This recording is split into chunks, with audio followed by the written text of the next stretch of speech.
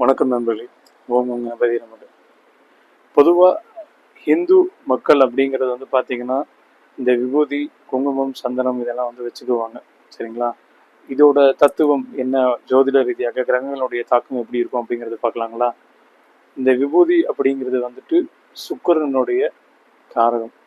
எப்படி அப்படின்னு கேட்டிங்கன்னா, விபூதி பார்த்தீங்கன்னா சாம்பல் நிறம் கலந்த வெண்மை. ஓகேங்களா? அது சுக்கிரனுடையது. கரெக்டாக இருக்குங்களா? குங்குமம் அப்படிங்கிறது சக்தி ரூபம். சரிங்களா? இதுவும் கரெக்டாக இருக்குங்களா?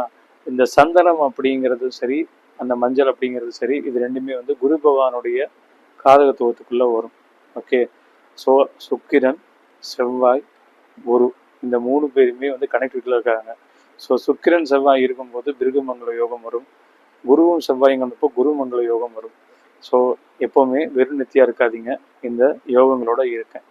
நன்றி.